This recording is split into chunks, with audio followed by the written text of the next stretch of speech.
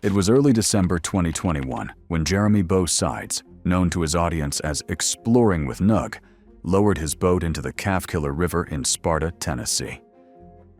The morning was quiet. The air was sharp, still carrying the cold of late fall. He moved slowly, his camera fixed on the dark surface of the river. Water that had been there, unchanged, for over 20 years. Sides wasn't a detective. He didn't wear a badge or work for the sheriff's office. He was a YouTuber, one of thousands of content creators who'd found an audience chasing mysteries most people had forgotten. His videos usually showed what the police left behind: cars swallowed by rivers, lost evidence, sometimes even answers no one expected to find. But that day, something felt different. He had come to Sparta after reading about two teenagers, Aaron Foster and Jeremy Bechtel, who disappeared in April 2000. They had been best friends since middle school. That night, they left a small gathering around 10 p.m., heading toward Aaron's house. She was driving her black, 1998 Pontiac Grand Am. They never arrived. When the two vanished, Sparta was smaller, just over 5,000 people, where everyone knew each other's names. The police searched the main roads, rivers, and nearby counties. They followed tips from psychics, sightings, and even rumors that the teens had run away. But there was never a crash scene. No tire marks, no phone calls, nothing. As years passed, the case faded into the background. The families never stopped asking questions, but most people in town accepted the quiet truth. They were gone. When Sides arrived in 2021, he brought something new, technology the original investigation never had. Mounted to the side of his small aluminum boat was a sonar system, capable of painting detailed images of the riverbed. He had used it dozens of times before, helping families find missing cars, lost possessions, even bodies that law enforcement had missed. That morning, the water was slow, the screen flickering with grainy, ghost-like shapes of submerged debris, old shopping carts, tires, tree branches. He drifted through the same stretch of river the teenagers would have crossed that night. The sonar showed nothing unusual until he turned near a sharp bend where the road ran close to the bank.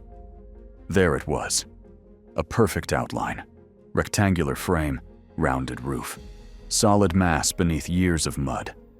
A car. He circled back, watching the image stay consistent no matter the angle. This wasn't junk or scrap metal. It was intact, still sealed. Sides marked the spot and contacted local authorities. It didn't take long before divers arrived. The river was shallow, but visibility was almost zero. Brown water and soft clay rising with every movement. When the team resurfaced, one diver lifted a waterlogged license plate into view. Even through the silt, the numbers were readable. They matched the plate registered to Aaron Foster's Pontiac Grand Am.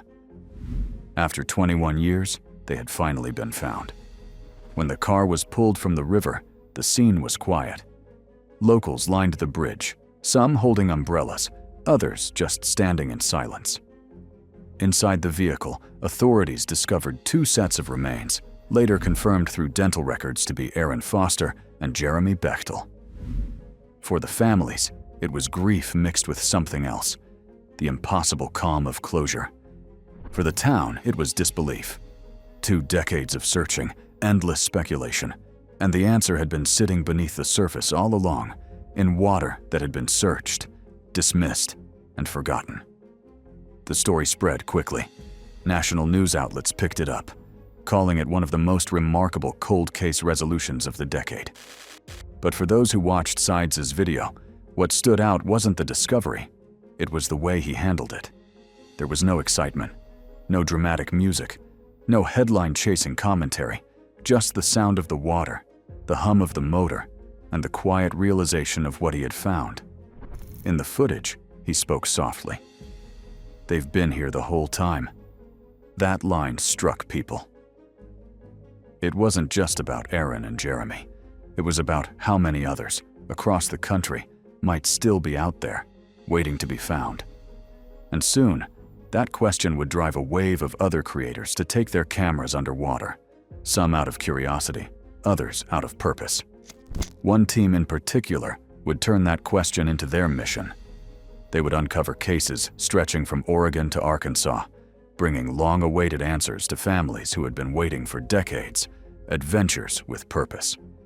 After the discovery in Sparta, the idea that answers could still be hidden underwater began spreading fast. Viewers who had never cared about sonar footage or missing person cases were suddenly captivated by it. And at the center of that growing movement was a dive team called Adventures with Purpose, or simply AWP. They began like any other YouTube channel, a few divers cleaning up rivers, filming what they pulled from the mud: old bicycles, license plates, sometimes safes, stripped clean years ago. But that changed the day they found a car linked to a missing person. It was supposed to be a cleanup dive. Instead, they raised a vehicle that police had been searching for since 1998, and with it, a story that had quietly haunted a family for more than 2 decades. The video spread across the internet. Thousands of people watched as the car broke the surface, dripping with weeds and rust, a quiet confirmation that the missing don't always stay lost. From that moment, AWP's focus shifted. They were no longer filming exploration, they were filming recovery. And with each case, the line between creator and investigator blurred. They traveled across the United States, Iowa, Oregon, Missouri, California. Everywhere they went, they carried the same tools: sonar, a boat, and patience. They found Ethan Kazmierzak's car after 8 years of uncertainty. They located Keely Rodney's vehicle after a 2-week search by dozens of agencies. Each find brought closure, but also a question. How had everyone missed what was right there? Their work began to change the rhythm of how people thought about cold cases. Families started calling them before calling police. And in every comment section, new names appeared. Missing relatives, cold leads, silent roads running beside black water. Their videos didn't end with shock or triumph. They ended with quiet. You could hear the motor idling, the water tapping against the hull, and a diver's voice over the radio saying, "We found it." By the end of 2022, Adventures with Purpose had helped solve more than 20 cases. Each one was a reminder that sometimes the answers aren't hidden far away. They're just under the surface, waiting for someone patient enough to look. And while their discoveries gave closure to dozens of families, they also brought something else: a reason for others to hope again. Because somewhere in Russellville, Arkansas, a mother had been waiting 23 years for that same kind of call. Chaos divers. In Russellville, Arkansas, the name Samantha Hopper had been sitting in a file for over 2 decades. To most people, it was just another cold case. But to her daughter, who had grown up without answers, it was a hole that never closed. Samantha was 20 years old when she disappeared in 1998. She was driving to a concert in Little Rock with her infant daughter in the back seat. At some point between Russellville and her destination, the car, a blue Ford Tempo, vanished. No crash site, no wreck, just gone. For years, her family chased theories. Some believed she'd run away. Others thought foul play. But for her daughter Desiree, who was just 1 at the time, the hardest part was the not knowing, waking up every day in a world that had simply swallowed her mother whole. In 2021, a new name reached her inbox: Chaos Divers. A small but dedicated YouTube team inspired by the work of Adventures with Purpose, who had begun searching America's forgotten waterways for lost vehicles. They weren't detectives or specialists, just people who refused to stop looking. When Brett and Lindsay McDonough, along with lead diver Jacob Grubbs, arrived in Russellville, the air was still heavy with that uncertainty. Locals had searched for Samantha for years, including the river that ran near her route. But rivers change, currents shift, mud covers evidence in a matter of days, and for 23 years, that stretch of water had been left alone. The divers launched their boat near a low bridge, sonar screens flickering under the afternoon sun. At first, the patterns were ordinary: old tires, logs, scraps of metal. But then, at the base of a bend just off Interstate 40, a car-shaped shadow appeared, small, compact, perfectly preserved. They marked the spot and called authorities, but before the divers surfaced, one of them already knew what they had found. The shape, the dimensions. It matched.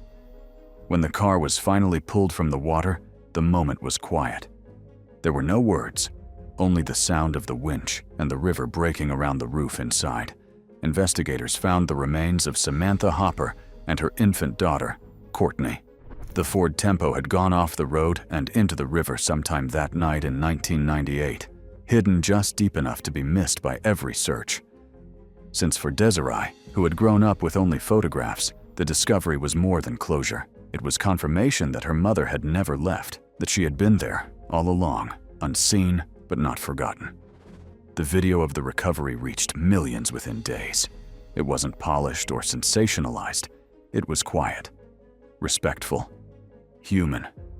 And for those who watched, it carried the same chilling truth as the cases before it, that time doesn't erase evidence, it only hides it.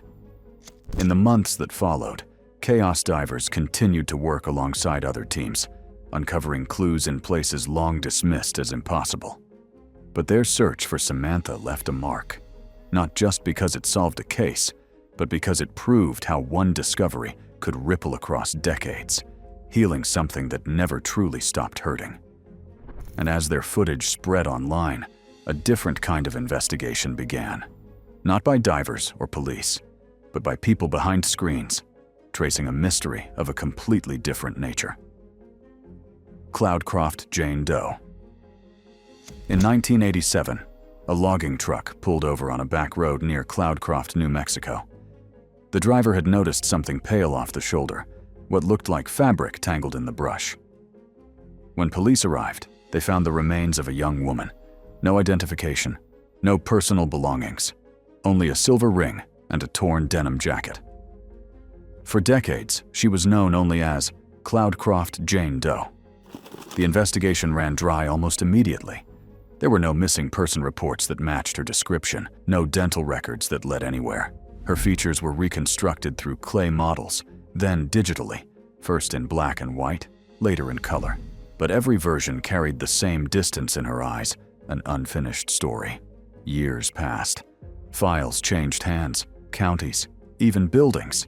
And in time, her case became just another entry in the NAMIS database, a collection of numbers, scars, and estimates of who she might have been. Then, in 2020, a small online community of genetic genealogists took interest in her profile. They weren't detectives or lab techs. Most were volunteers, hobbyists who had learned to navigate public DNA databases like GED Match and Family Tree DNA. What they lacked in authority, they made up for in patience. Using a degraded DNA sample from Cloudcroft's case file, they uploaded the data and began tracing matches, distant cousins, forgotten family branches. Weeks turned into months. Family trees stretched backward, connecting names that hadn't shared a conversation in generations. And then, a familiar pattern emerged, a cluster of relatives tied to a small town in Oklahoma.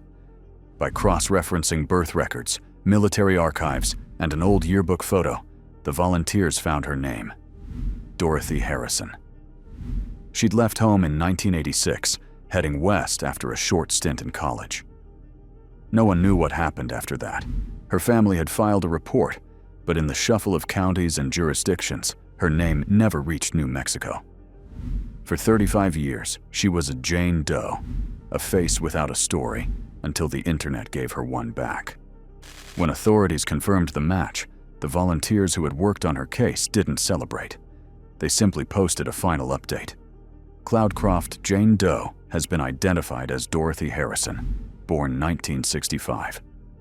The comment section filled with strangers writing as if they'd known her, some thanking her for helping advance forensic genealogy, others just leaving small messages like, "Welcome home." That's the quiet part of these digital investigations. No flashing lights, no climactic arrest, just names being returned to the world one by one. And while Dorothy's case marked a quiet victory for those behind keyboards, it also reminded people of something darker. The internet doesn't just reveal secrets. Sometimes, it creates them. Luka Magnotta. In late 2010, a video appeared on an obscure forum. Grainy, anonymous, uploaded under a name no one recognized. It showed a man in a dimly lit apartment, his face partially hidden. his movements deliberate. The footage ended abruptly. No one knew where it came from or who was in it. A few days later, another clip surfaced, worse than the first, and then a third. By the time moderators removed them, fragments had already circulated across other sites, copied, mirrored, and re-uploaded under dozens of titles. For most people, it was noise, the kind of content that disappears into the darker corners of the web. But for a small group of users, something about the videos stood out. The decor, the electrical outlet design, the reflection in the window. It all felt too specific, too traceable. They began documenting everything. Every object in the room, every frame that revealed a clue. A yellow vacuum cleaner, a cigarette brand sold only in Canada, a poster on the wall showing a film released exclusively in Europe. These weren't detectives.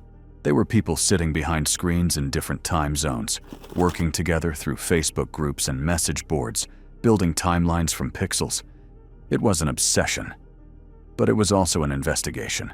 Eventually, they connected the fragments to a man named Luka Magnotta, a model, a self-styled actor with a growing online presence. His social media pages were a maze of aliases, fake fan clubs, and photos uploaded across continents. Every post felt curated, as if he was leaving a trail on purpose. The sleuths alerted authorities long before the world knew his name, warning that the man in the videos would escalate. No one acted in time, and by the spring of 2012, he did. When police in Montreal entered a small apartment on Descaries Boulevard, the smell hit first. Inside was a crime scene so severe, it stunned even experienced investigators. The killer had filmed everything, uploaded it, and mailed parts of his victim to government offices. The manhunt that followed spanned multiple countries, but the online community had already been tracing his movements for years. They were the first to connect his fake names to real addresses, the first to spot him booking a flight, the first to notice his signature red hoodie caught on security footage halfway across the world. When Luka Magnotta was finally arrested in Berlin, it wasn't police databases that led to him. It was an internet trail pieced together by strangers who refused to stop looking. The case would later inspire Netflix's Don't Fuck with Cats, a documentary exploring the strange overlap between justice, obsession, and the power of digital communities. But long before that, it stood as something else, a reminder that the internet can be both a tool for good and a mirror for what's darkest in human nature. And while Magnotta's capture marked the end of one man's story, it also opened another kind of mystery, not of who did it, but of how far people online would go once they realized what they were capable of finding. LordanArts. When John Lordan first uploaded videos to his channel, LordanArts, his goal wasn't to solve crimes. It was to talk about them, to bring missing persons cases back into conversation before they disappeared from public memory. Each episode opened the same way. Calm voice, familiar music, a photo of someone whose story had gone quiet. He called the series Brain Scratch, because that's what these mysteries did. They stayed in your mind, nagging at you, waiting to be understood. In early 2018, one of those stories was about a woman named Diane Parsons. She had been missing for months from a small town outside Boise, Idaho. There was no sign of foul play, no car, no note, just absence. Local coverage had moved on quickly, but Lordan hadn't. He presented what little information existed, the timeline of her last day, the places she was known to frequent, her last cell phone ping before it went silent. Then he did what he always did. He asked his audience to look, to think, to pay attention to the details. Within hours of the video going live, viewers began tracing the case on their own. They studied satellite images, local news archives, and social media posts. A small group of subscribers formed a private thread, comparing theories, mapping the areas near her home. One user noticed something strange, a detail that hadn't been highlighted before. A nearby walking trail that hadn't been searched because of winter flooding. The user sent the information to authorities. Days later, a search team revisited the area, and there, sitting quietly on a park bench, exhausted but alive, they found Diane Parsons. She had suffered a breakdown and been living in a nearby campground, too disoriented to find her way home. She was malnourished, but unharmed. When news broke of her recovery, local police confirmed that a viewer tip from YouTube had directly led them to her. For Lordan, the discovery was humbling. His channel had always focused on awareness, not investigation. But this case, one solved not by professionals, but by collective attention, reminded everyone what that awareness could do. In the follow-up episode, he spoke softly to his viewers. "You didn't just watch this story, you finished it." That line stayed with people because it wasn't about luck.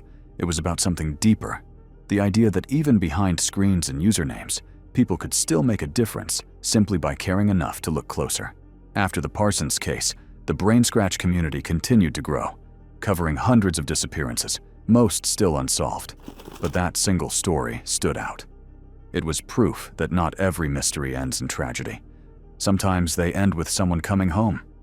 Still, the internet's power to unite people for good didn't always bring peace. In some cases, it reopened wounds thought to be long closed, especially when those wounds had no name. Grateful Doe.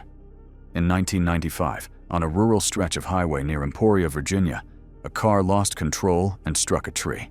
The crash was violent, the kind that leaves little behind except questions. Inside were two young men. The driver was identified quickly. The passenger wasn't. He carried no wallet, no ID, no fingerprints on record. The only clues were what he had with him: 2 Grateful Dead ticket stubs, a few dollars in cash, and a faint tattoo on his arm that simply read, Jason.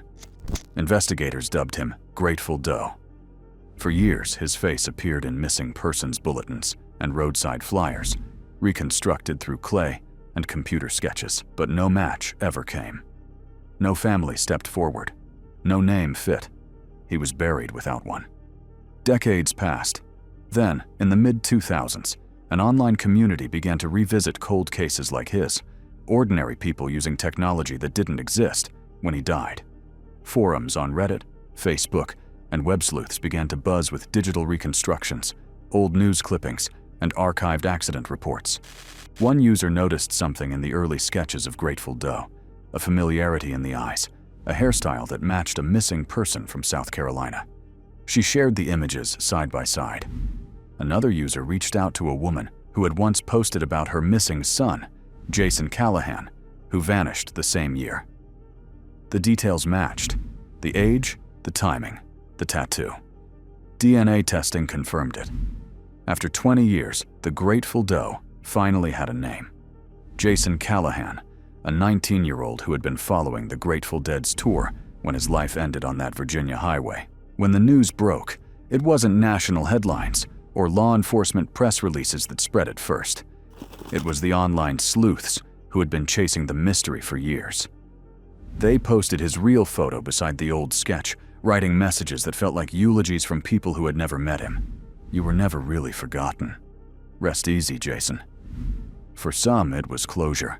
For others, it was something deeper. Proof that even in a sea of noise and distraction, the internet could still be a place of remembrance.